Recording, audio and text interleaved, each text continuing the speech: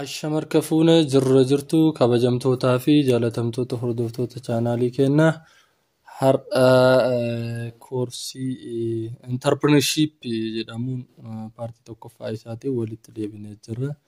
Jalqabuma koorsichaa mee chaaptarri tokko the nature of entrepreneurship kan jedhu kana paartii tokkoffaa kan waliin ilaallu ta'a jechuudha. Barannoo keenyarraa keessatti yeroo darbe guyyoota 2-3dhaaf ajaa dhuunfatiif sinirraa baduu koon yaadatama. Isa saniif dhiifame isiniin jecha har'a koorsii entrepreneurship kana paartii 1 chapter 1 wajji eegalla jechuudha. As jalatti maal akka baruu qabnus koorsii outline hamma tokko walii himne kallattumaan gara barnoota keenyatti kan dabarru ta'a. Koomantoota keessanis hojiirra oolchuudhaan deemuutu nurra jiraata.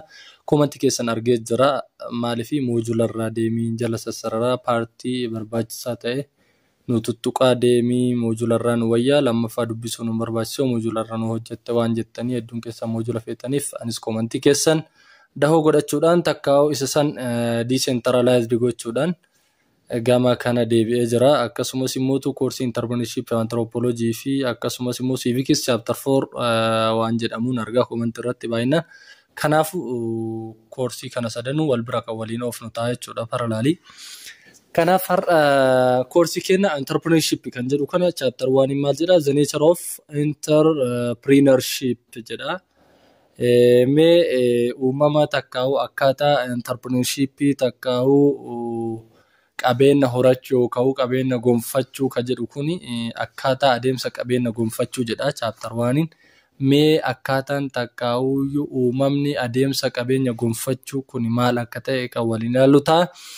By the way chapter kana jalatti wanni ani isin dhaamu waan sadii qajeeltanii adda baasuu danda'uu qabaattanii wanni sadiin isin adda baasuu danda'uu qabaattan isa kana sadeen adda baasuu danda'uu qabaattan tokkoffaa irratti entrepreneurship kan jedhu adda baasuu danda'uu qabaattan lammaffaa immoo entrepreneur kan jedhu adda baasuu danda'uu qabaattanii inni afraffaan immoo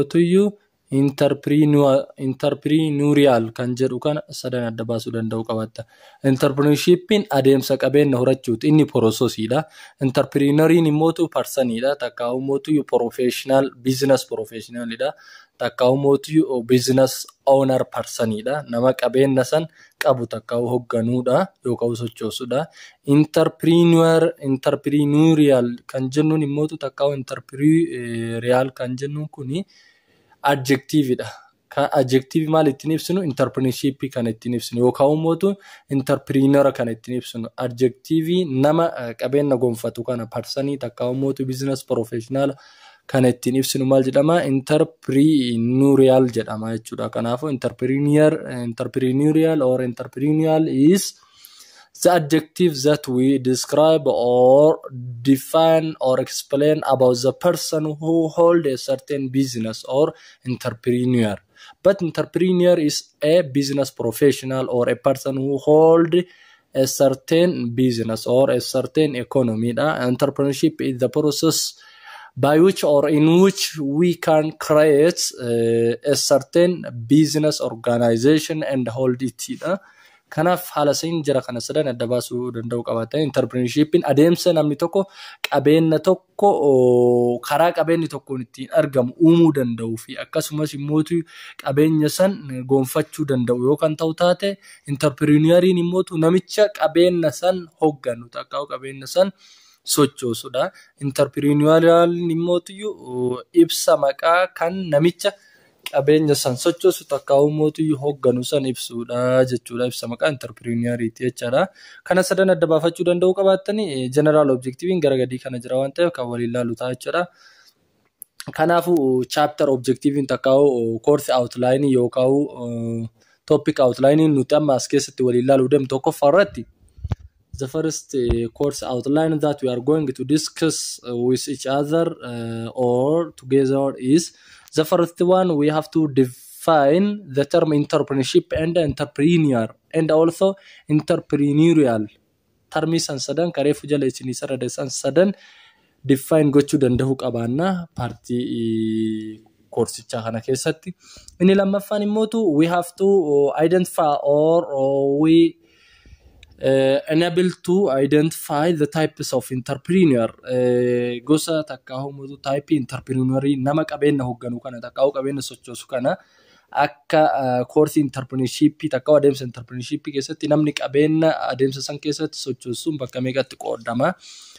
Akkasumas sadaffatti we have to now or recognize the role of entrepreneurship in the economy. Gahe entrepreneurship takkaa'u adeemsi qabeenya horachuu kun economy keessatti qabullee beekuu danda'uu qabaanna, recognize gochuu danda'uu qabaanna, beekuu danda'uu qabaanna, beeksisuu danda'uu qabaanna. Recognize jechuun hubachuudha, hubannee hubachiisuu danda'uu qabaanna jechuudha. Akkasumas immoo analyzing the entrepreneurial competencies.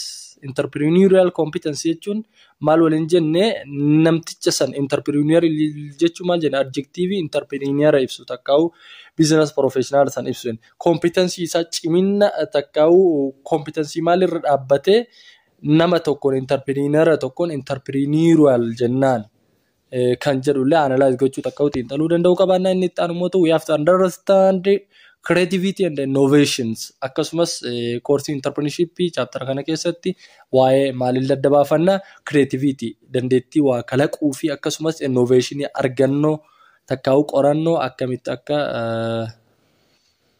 waa create goonu akka'u kalaqnuu fi akkasumas immoo argannoo addaa takka tan jirre takka uumnu akkasumas immoo discover or investigate goonullee asir jalatti hubachuu danda'uu qabaanna jechuudha. Kanaaf kallattii maamee gama portion keenya takkaa'u course outline jalqabaa define the term entrepreneurship and entrepreneur kan jedhu isin dabarsaa jechuudha. Yeroo hunda course yeroo qo'attan course outline isaa kana gadhiisuun qabdan even qormaata irra yeroo dhufu course outline kana qabattanii yoo kan deemtan ta'e fakkiin chapter kanarra entrepreneurship hiika isaa beekuu qabdan, entrepreneur beekuu qabdan, entrepreneurial beekuu qabdan, type mootu entrepreneur beekuu qabdan, akkasumas immoo gahee entrepreneurship in economy keessatti qabu beekuu danda'uu qabaattan, akkasumas immoo entrepreneurial competency maali takkaa'u cimina maalirra dhaabbatee entrepreneur tokko entrepreneurial jedhamee ibsama kan jedhu adda baafachuu danda'uu qabaattan. Akkasumas immoo creativity maali innovation maali tokko moo garaagarummaa qaba argannuu fi kalaqni tokko moo garagara kan jedhu adda baafachuu danda'uu qabaatanii. Kanaan ala chapter kanarra haga tan hubannaan gahaadha wanni biraa wanni si wajjin gamtan hin jiru jechuudha. Kanaaf mee kallattiin gama barnoota kennaa isin dabarsa jechuudha. So historical origin of entrepreneurship jedha. Mee seenaa argamiinsa takkaa'u dhufiinsa entrepreneurship jedha. What is entrepreneurship? Maalif course outlining as the first course outline of our chapter 1 or the nature of entrepreneurship is what? Define the term entrepreneurship and entrepreneur. So we have to know the definition of entrepreneurship. So you may ask it in such a ways, what is entrepreneurship? What is entrepreneur? What is entrepreneur? What is the difference between entrepreneurship and entrepreneur? What is the difference between entrepreneur and entrepreneurial? Kan jedhu singaafatamuu mala. Kanaaf who is entrepreneur? Eenyu namni entrepreneur ta'u takkaa'u business tokko namni sochoosuu danda'u nama akkam? These two questions are what asked more frequently, reflecting increasing what demand in the field of entrepreneurship. Namni tokko fedhii field entrepreneurship kana keessatti akka horatu takkaa'u fedhii nama field entrepreneurship kana keessatti akka inni gonfatu kan dabalu gaafilee kana yoo gaafatamte entrepreneurship maali akkasumas eenyu namni entrepreneur ta'u adeemsi dinagdee mala dinagdee wayii ittiin uuman adeemsa kami namni immoo dinagdee akka sochoosuu danda'u abbaa qabeenya ta'uu malu nama akkami gaaf jedhanii si gaafatan field entrepreneurship kana keessatti akka ati hubannoo takkaa'u mootu qorannoo guddaa gaggeessitu takkaa'u fedhii barachuu keetii dabalaa jechuu gaafii kana gaafatamuun kee jedha. Offering a specific and unambiguous definition of the term entrepreneurship and entrepreneur present a challenge jedha. Kanaafuu qormaata ture nama joonjisaa ture jedha. Maaliif maaliin specific and unambiguous definition in term entrepreneurship and entrepreneur kennamu yeroo duriitti nama joonjisaa ture jedha. Garuu amma definitionii mataa isaa qabaa jechuudha. Kanaafu isa kana mee takka takkaan kan ofirraa ilaallu ta'a jechuudha. Definition isaa takka takkatti isinii. So this is not because definition are not available. Kana jechuun yeroo dheeraadhaaf namni definition entrepreneurship entrepreneur kan kennuuf janjaa ture jechuun entrepreneurship definition entrepreneurship hin jiru jechuu kenna miti jedha. But because there are what so many osoo hin taane so many jechuu barbaadetti bakka kanatti hin dogongore kitaabichi keessan. So many jechuun kun isiin tuni maallaqa manii maallaqa sana osoo hin taane manii baay'inaa sana jechuudha. Manii tana jechuudha. Isii tana akka buuti. Definition isaa hedduu waan ta'eef nama jaanjessaa takkaa'u nama cinqaa ture malee definition entrepreneur of entrepreneurship hedduu waan ta'eef malee definition isaa waan hin jirreef nama challenge godhaa ture jechuu kenna miti jedha. Kanaafuu here let us look into what the historical development of entrepreneurship so as to grasp the meaning of the word entrepreneurship. Me halalu jedha definition isa. Kanaafuu yeroon definition entrepreneurship kun kennamaa ture jaarraa 17ffaa irraa eegalee jaarraa 18ffaa keessas definition fooyya'aan tokko kennameefii ture. Mee jaarraa 17ffaa keessas definition akkamii akka isaan kennaafii turan as keessatti waliin laallee gama kallattumaan definition isaatti sin dabarsa. By the way, wanti isin asirra beekuu qabdan termiin entrepreneurship jedhamu kun kan eegale hawaasa keessatti baramuu kan eegale fi akkasumas barsiifamuu kan eegale jaarraa 17ffaa irraa eegalee definition modernize ta'e jaarraa 18ffaatti itti kenname amma tokko sanirrallee definition modernize ta'e jaarraa 19ffaa itti kenname.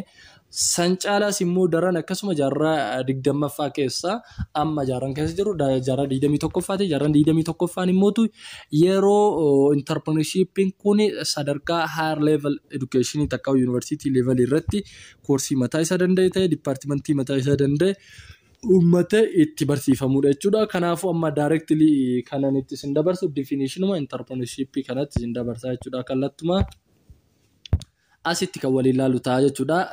Here we will see some definition of entrepreneurship and entrepreneur jedha.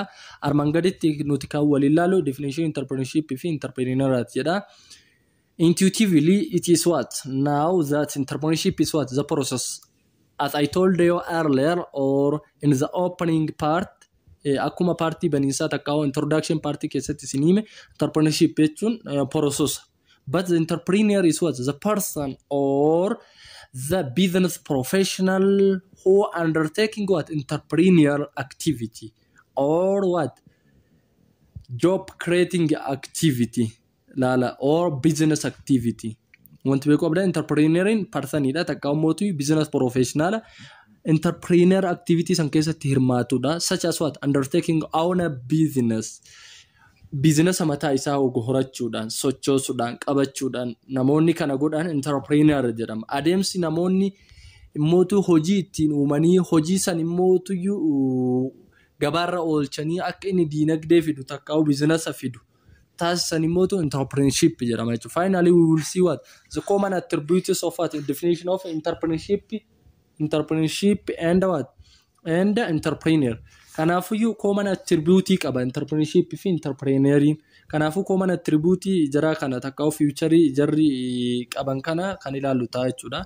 Tokkoffaarratti wanti isin beekuu qabdan akkuma kana dura isin hime entrepreneurship yoo isin gaafate definition isaa kana entrepreneur yoo isin gaafate mootu person akka ta'ee fi kun process akka ta'e akka hin dagannedha. Definition guutuu isaa moo bakka kana arganna jechuudha. Kanaafuu full definition entrepreneurship bakka kana arganna.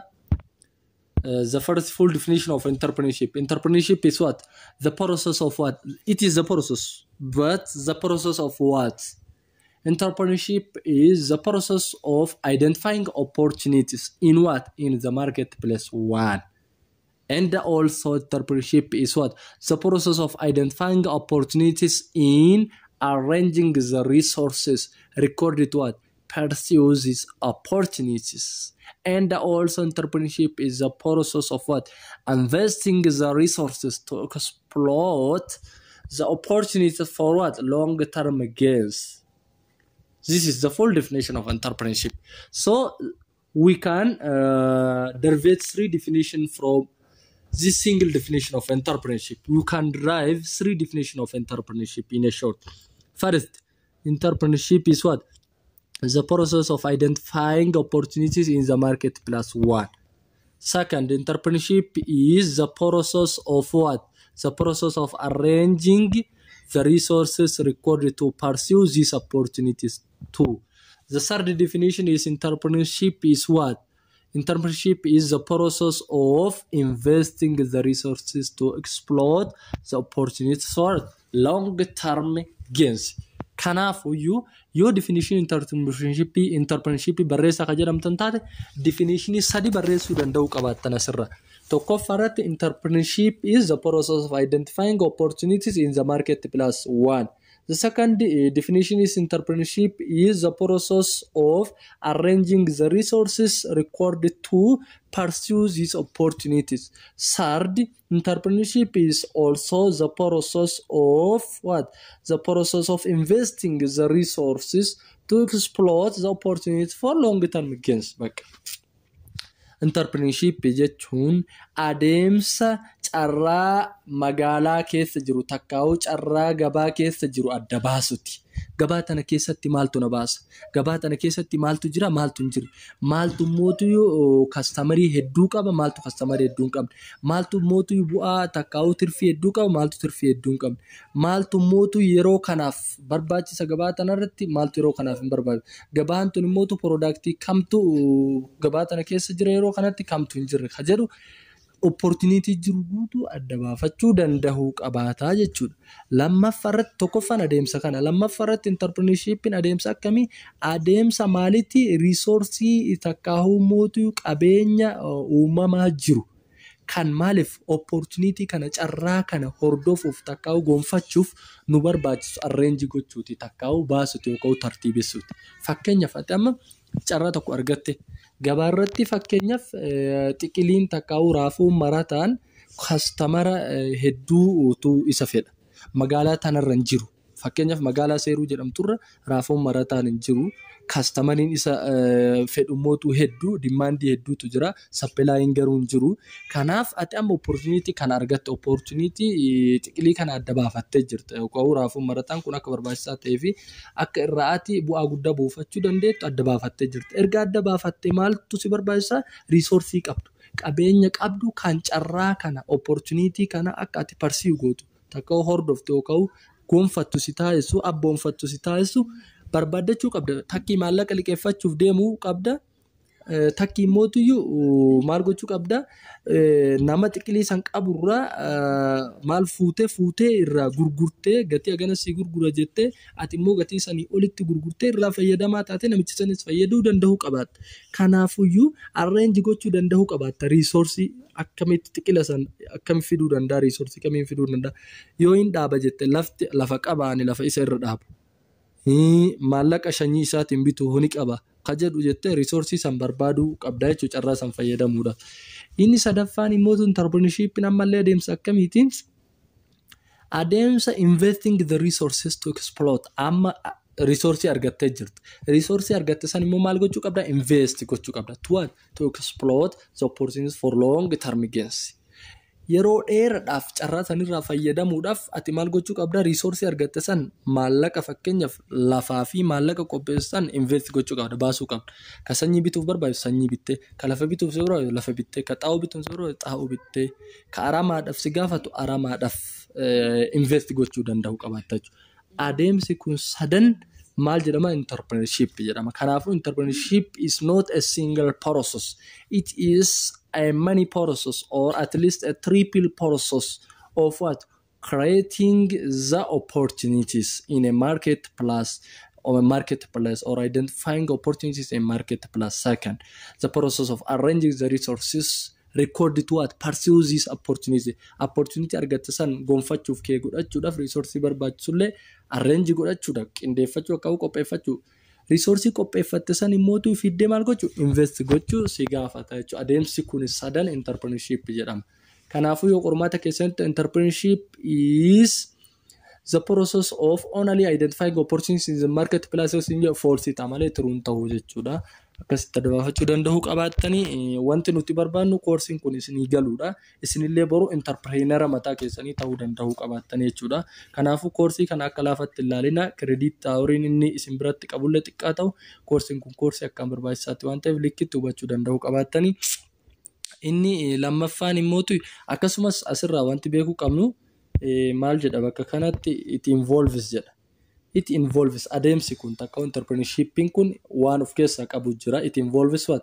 creating what incremental wealth qabeenya guddataa ta'e takkaa'u qabeenya itti fufaa ta'e ka dabalu qabeenya dhaabbata takkaa'u duubatti deemu osoo hin taane qabeenya itti fufaa takkaa'u qabeenya dabalaa ta'e tokko create gochuudha. Create gochuuf keessaa qaba. Maaltu adeemsi sun? By what? By bringing together resources in what? New ways to start and operate an enterprise. Laala. Waan inni jedhu maal jedha? It involves creating incremental wealth. Inni kuni kan of keessaa qabu adeemsi amma haasofne sadan kun kan of keessaa qabu takka entrepreneurship kun of keessaa qabu jedha. Adeemsa qabeenya itti fufaa takkaa'u qabeenya guddataa ta'e uumuti. Maal gochuudha? Mala akkamii fayyadamu? By bringing together resources. Resources walitti fidanii karaa haarawaan jalqabsiisuudha. Akkasumas immoo hojii eegalchiisanii maal gochuudha? Enterprise gochuudha. Enterprise gochuu jechuun maal jechuudha? Business mataa ofii banuu jechuudha. Fakkeenyaaf gabaasan keessatti xiqiliin hin jiru waan ta'eef xiqiliin akka sibiratti beekamu taasifte jechuudha. New way fayyadamteeti. Hawaasan keessatti hin jiru reesoorsii garaagaraa kana walitti fiddeeti gabaa keessa waan hin jirre haarawa kana gaafa fiddee ummataaf gaafa dhiyeessiti ati maal jedhamtaa? Enterprise gootee jirta jechuudha. Reesoorsii keetii fi akkasumas immoo dimaandii takka waan hawaasni fedhu san walitti qindeessitee wayii tokkoon hawaasaaf maal goote? Operate goote jechuun immoo enterprise goote jechuudha. Gabaarra oolchite jechaadha. Kanaafuu definition lamaffaan entrepreneurship immoo entrepreneurship is what? The process through which individuals become aware of business ownership, then develop ideas for and initiate business. Ammallee entrepreneurship karaa biraatiin akkanatti hiikamuu danda'a. Entrepreneurship is the process through which adeemsa ilmi namaa tokko takka dhuunfaan tokko become aware of business ownership. Adeemsa dhuunfaan tokko keessatti maal ta'uudha? Qabeenya mataa isaa takkaa'u biizinasa mataa isaa horachuuf itti kaka'u takkaa'u itti si'aawudha. Adeemsa dhuunfaan tokko qabeenya mataa isaa takkaa'u mootuyyuu biizinasa mataa isaa horachuuf itti kaka'u takkaa'u itti si'aawudha. Erga itti si'aayee booda immoo erga kaka'umsa awareness argatee achi booda then develop ideas for waan itti kaka'isaniif business ownership itti kaka'isaniif takkaa'u abbaa qabeenyummaaf mooraalii horate takkaa'u si'aayina horate saniif yaada wayii kireet gochuu kan eegaluudha. Adeemsa keessatti dhuunfaan tokko erga hamilee horate saniif takkaa'u business owner hamilee horateef saniif amma yaada kireet godhuu eegaluudha. Takkaa'u yaada develop gochuu bu'uuruu eegaluudha. Akkasumas initiate business. Dhumarra namni tokko jalqaba maal ta'a? Awareness argachuu qaba. Business ownership ta'uudhaaf awareness takkaa'u maal argachuu qabaata? Fedhii takkaa'u si'aayina argachuu qabaata. Erga si'aayina argate yaada karaa kamiin business maanii kana ta'a mala akkamitti uuma ka jedhu idea wayii develop gochuu qaba. Erga idea san develop godhee idea san gama hojiitti gaafa jijjiire maal eegala namichi initiate businessummaa eegala jechuudha. Kanaafuu adeemsi waan kana sadan of keessaa qabullee entrepreneurship jedhama. Tokkoffaa adeemsa dhuunfaan tokko dammaqina waa'ee biizinasa mataa ofii horachuuf qabuudha. Takkaa'u adeemsa dhuunfaan tokko dammaqina takkaa'u si'aayina biizinasa mataa ofii takkaa'u qabeenya mataa ofii qabaachuuf argatuudha. Lammaffaa irratti yaada isa saniif develop godhuudha. Sadaffaa irratti immoo biizinasa eegaluudha jechuudha. Adeemsa kana sadan of keessaa qabutu entrepreneurship jedhama. Inni itti aanu immoo entrepreneurship can also be defined as a process of creating something different. Ammallee entrepreneurship jechuun adeemsa waan adda ta'e wayii kalaquu takkaa'u uumuti.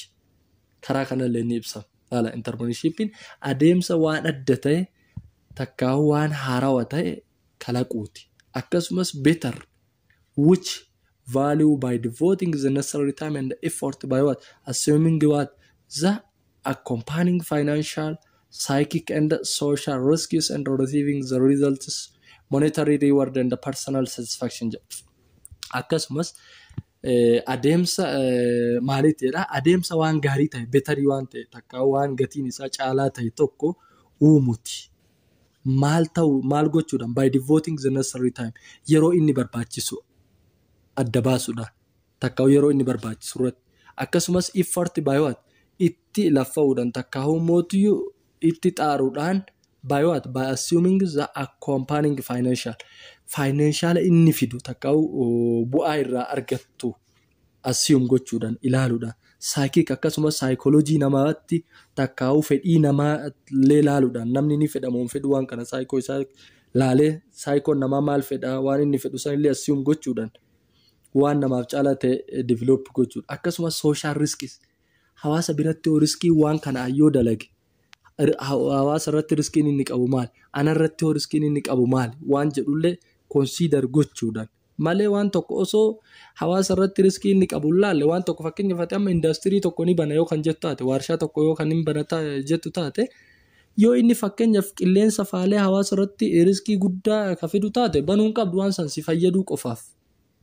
Maal gochuu qabda social irratti riskiin inni qabu maali wanni ani dalaguu deemu kun jettee adda baafachuu danda'uu qabaatta jechuudha. Akkasumas immoo receiving what? Resulting monetary reward. Akkasumas bu'aa inni si fide san receive gochuu irratti. And also at personal satisfaction. Hagam nama hoo satisfy godha wanti kun. Fakkeenyaaf yoo kanama fidu ta'e namni waan kanatti hagam gammada. Hagam fedhii irraa qaba. Hagam immoo utility takka'u fayyadamiinsa qaba. Customeriin hagam fedha waan jettullee consider gochuudhaan waan hawaasaaf caalaa ta'ee fi waan immoo adda ta'e uumulleen adeemsi kunillee entrepreneurship jedhamaa jedha. Kanaafuyyuu wanti isin dagachuu hin qabne namni tokko entrepreneur ta'uudhaaf mala diinagdee tokko baasuu yoo barbaadde waan addaa tokko uumuu yoo barbaadde wantoota kana consider gochuu danda'u qaba. Tokkoffaa irratti accompanying what? Financially bu'aa isaa psychology hawaasichaa kana akkasumas social risk dhiibbaa inni hawaasa irratti qabu resulting monetary reward takka'u mootuyyuu badhaasa yookaan mootuyyuu maali waan monetary dhaabbatichi irratti yookaan dhaabbatichi sun resultii inni siif fiduu danda'u takka'u buusuu danda'us ilaalte akkasumas maali personal satisfaction takka'u societal satisfaction ilaaluu danda'u qabaatta jechuudha. Diinagdee takka'u business tokko banuudhaaf kana sunurraa barbaachisa jechaadha. In this case, an individual should come up with something different and a better order to named as entrepreneur. As keessatti akka definitionii entrepreneurship sadaffaarratti hiinee kana keessatti jedha individualin tokko entrepreneur jedhamuudhaaf maal uumuu danda'uu qabaata jedha maal wajjin qindaa'uu qabata ka'u maaliin guutamuu qaba jedha keessisa something different. Waan hawaasarraa adda ta'e tokkoon guutamuu qabaata akka waan hawaasarraa adda ta'e tokkoon dhufuu qaba. Akkasumas waan hawaasaaf better ta'e gaarii ta'een dhufuu qaba.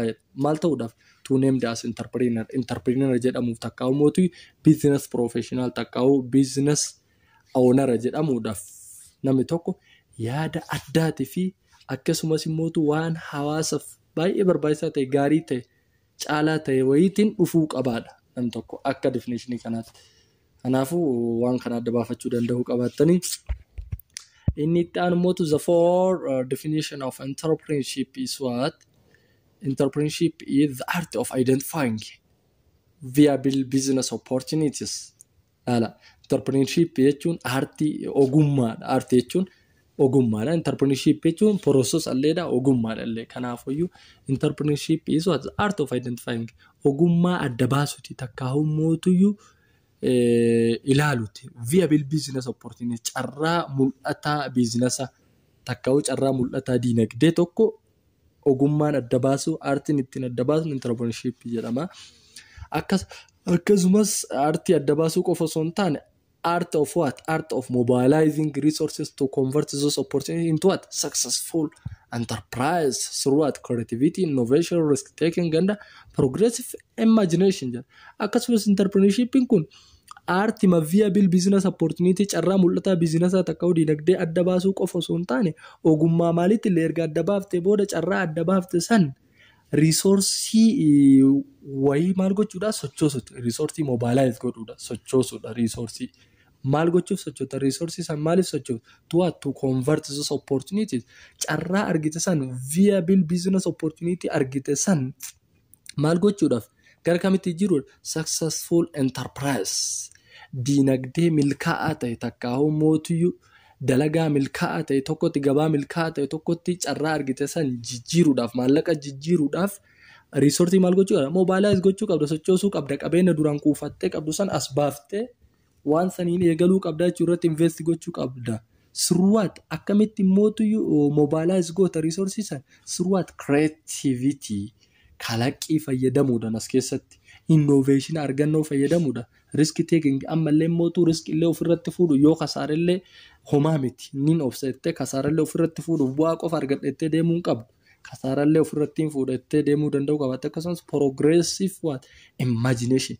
Ammallee mootu yaada takkaahuu mootu maali mul'ata itti fufaa qabaachuu qabda. Fuuldura laaluu danda'u qabaatta. Bu'aa isaa kadhumaa laaluu danda'u qabaattu malee guyyaa lama sadii dalaydee kasaarama guyyaa lama sadii sitti dhufte tanaan imagination kee ilaalcha kee yoo kan xiqqeessu taate hin dhaabdaa jechuu gidduutti kasaarte. Kanaafuu riskis fudhattee yaada keellee dheereffattee takkaahuu mootu galma keellee dheereffattee invest irratti gochuu qabda jechuudha. Resource qabdu san mobilise irratti gochuu danda'u qabaata. So those are the 4 definition of entrepreneurship. So in a short, the one that I wanted to tell you is what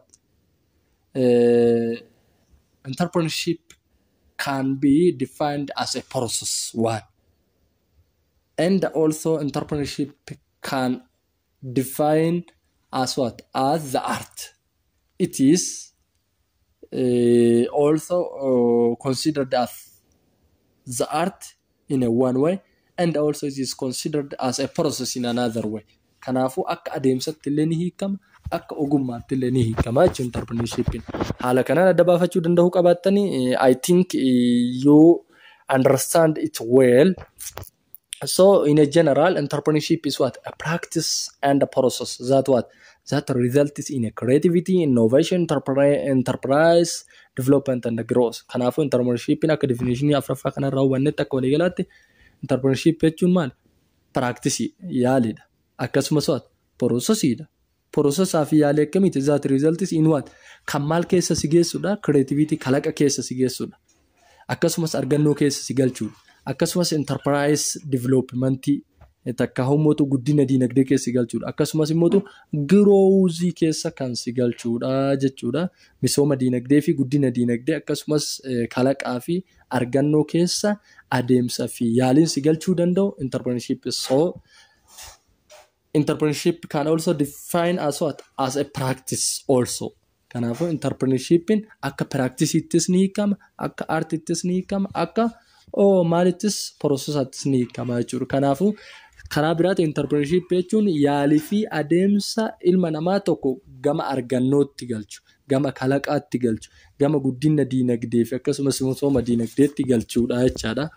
Kanaaf definitionii kanallee asirraa ilaalachuu danda'uu qabaattanii akka hin daganne jechuu barbaadetti. Entrepreneurship is a practice and a process that results a human being in a creativity. One. And also entrepreneurship is a practice and a process that results a human being in innovation. And also entrepreneurship is a practice and a process that results a human being in enterprise development and in enterprise what? Growth. Jettanii haala kanaan siikuu dandeettanii jechuudha. It refers to what? An individual's ability to turn ideas into what? Action involving and what? Engaging in socially useful wealthy creations through application of innovative thinking and execution to meet what? Customers' needs. Akkasumas maal jechuu dandeenya? It refers to inni kun kan agarsiisu jedha entrepreneurshipin kun individual's ability dandeettii dhuunfaa tokko illee ni agarsiisa. Dandeettii dhuunfaa tokko maaliif qabu? To turn ideas. Gama yaada maddisiisutti. Takkaa'uu gama erga yaada maddisiisa yaada maddisiisan to turn ideas what into yaada maddisiisa. Takkaa'uu yaada qabu san gama maalitti jiruuti. Dandeettii dhuunfaan tokko yaada maddisiisan takkaa'uu yaada business ownership dhaaf qabu san gama actionaatti jijjiiru. Actionni sunuu kan maal of keessaa qabu? Involving and what? Engaging in a socially useful wealthy creation. Yaanni inni gama actiona gochaatti jijjiiru sun kan maal of keessaa qabudha? Socially useful business takka wealthy creation qabeenya takka hommootu diinagdee hawaasa biratti bu'a qabeessa ta'e uumuu kan of keessaa qabudha. Maal fayyadamuudhaan? Sirruwaati. Adeemsa maalitiin sirruu? Application of art. Innovative thinking jedha. Xiinxalla takka yaada waa uumuu, takka waa argatu, fayyadamuudhaan akkasumas execution to meet consumer needs fedhii fayyadamtoota takka humootu barbaaddota guutuun using once our labor ammallee moto hojjetaa mataa isii takka ogummaa mataa ofii fayyadamuudhaan time yeroo mataa keetii kan qabdu fayyadamuudhaan ideas yaada mataa keetii kan qabdu fayyadamuudhaan jedha engaging in entrepreneurship shifts people from being job seekers to job creators kanaafuu laala ammallee entrepreneurshipin bu'aa inni qabu laala waan jedhu entrepreneurshipin nam tokko gaaf entrepreneurshipii keessatti hirmaate entrepreneurshipin kuni entrepreneurshipii keessatti hirmaachuun ilma namaatiif bu'aan inni qabu gaaf entrepreneurshipii keessatti takka adeemsa kana keessatti ilmi namaa hirmaate entrepreneurshipin nama sana akkam godha shift people ilma namaa san ni jijjiira takka ni qayyara from being job seekers hojii barbaada takka nama hojii fedhurra gama nama maalitti jijjiira job creators nama hojii laal amma addunyaan tu waan isiin baddeen maali namni hundi job seekara ta'e hojii barbaadaa ta'e takkaa'u nama hojii fedhu ta'e namni hojii uumummoo xiqqaadha laala namni hojii uumuu xiqqaate namni hojii fedhu heddummaate kanaafuu gaafa ati entrepreneurship processii kana keessatti hirmaate takkaa'u course entrepreneurship kana qajeelootti kan baratu taate it transfer or it shift you from being job seekers to being job creators hojii barbaadarraa gara hojii uumatti si dabartaa jechuudha. Hojii matama keetiin uumtaa jechuun barbaaddu kan namni uume.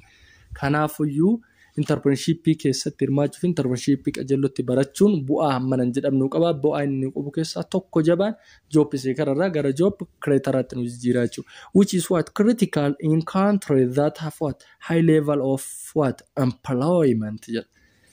Kanaafuu job seekararraa gara job creataraatti jijjiiramuun jira criticalidha hedduu barbaachisaadha akkaan barbaachisaadha maal keessatti biyya keessatti biyyattii akkamii keessatti biyyattii high level of employmentiin hojjataan hedduun jiru keessatti hojjataa hedduun jechuun namni hojii barbaadu hedduun jiru tana keessatti akkaan barbaachisaadha job seekararraa gara job creataraatti jijjiiramu. So it requires a lot of creativity, which is driving force behind innovation jedha. Kanaafuu inni kun entrepreneurshipin kun maal barbaadaa jedha. It requires a lot of creativity. Inni kun creativity takkaa'u kalaqa hedduu nu gaafataa jedha. Which is driving force.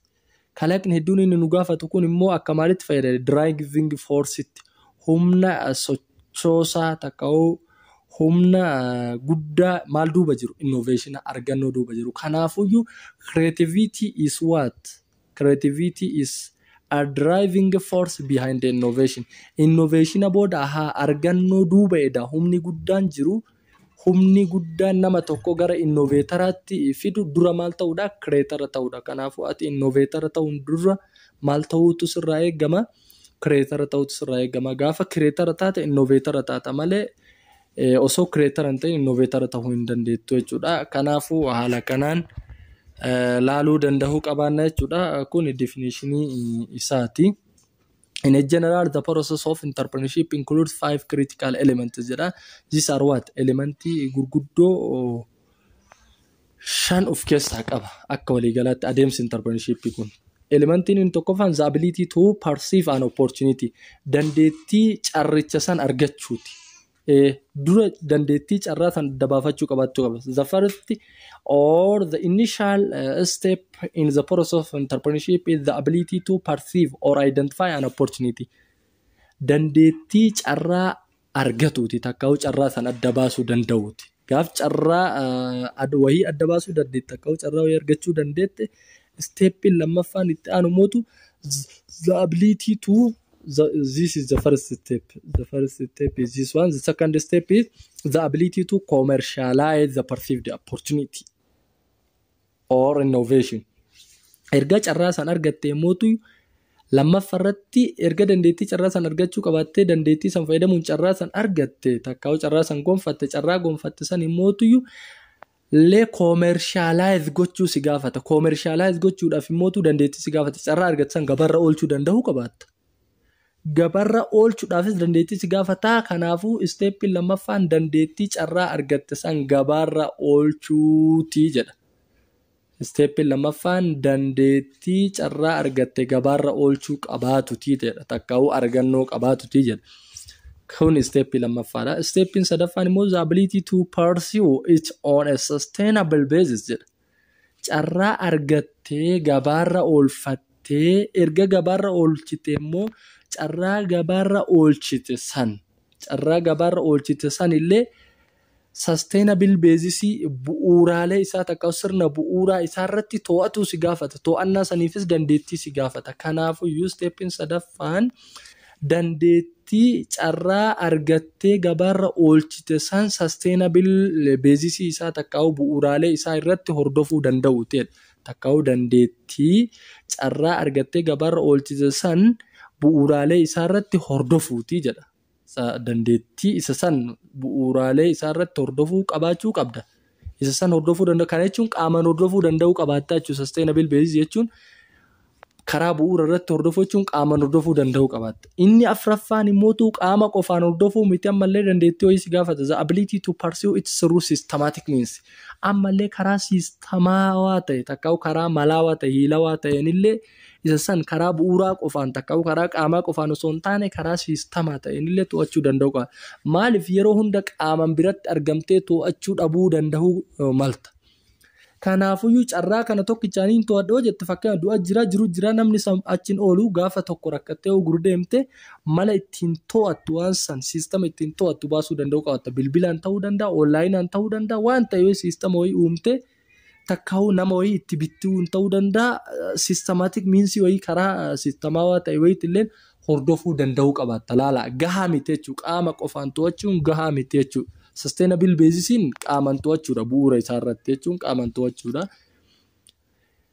Karaa siistama ta'eenillee bu'uura san biratti gaafa qaaman bira hin jirreef karaa malaawaa ta'ellee baasuu danda'uu qabaatta jechuudha. Dandeettii karaa malaawaa ta'ellee qabeenya san to'achuu danda'uu qabaatta. Inni shanaffaan immoo the acceptance of risk or failure. Kana hunda eega guuttee mootuyyuu maal ofirratti fuudhuu danda'uu qabaatta? Riskii takka kufiiti yookaan kasaaraa ofirratti fuudhuu danda'uu qabaatta. Unless otherwise you will not be entrepreneur or the business professions. So if you fulfill those 5 steps one by one, at the end or finally you are concluded in the process of entrepreneurship and you are considered as entrepreneur person or job creators rather than job seekers.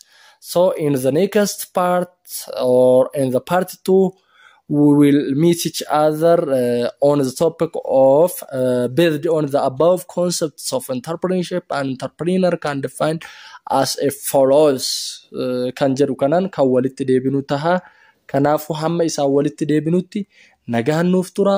Paartiin itti aanu paartii kana caalaa akkaan toluu fi mi'aawaa ta'edha. Paartii san argachuu yookaan barbaaddan ta'e dhugaa walitti dubbannaa. Share, subscribe, like, comment godha. Chaanaaliin kun chaanaala kennaa miti. Chaanaala keessan nu caalaa isin fayyada waan ta'eef fayyadamaan isinii fayyadamaa ta'uu yoo barbaaddan daataa qabaattanii dhabdanii paartiin itti aanu dafee akka isin bira ga'u yoo feetan akka nama isinii dhaame kana share godhaa hiriyoota keessan obboleewwan keessan kan yuunivarsiitota garaagaraa irra jiran hanga ammaa yuunivarsiitii muraasa qofa irra jira waan ta'eef shares walii godhaa comments kan qabdan nu barreessaa likes godhaa akkasumas immoo subscribes warri hin goone warri hanga ammaa subscribe malee ilaalaa jirtan subscribes godhaa wal haa guddifnu isiniin jechuu barbaade.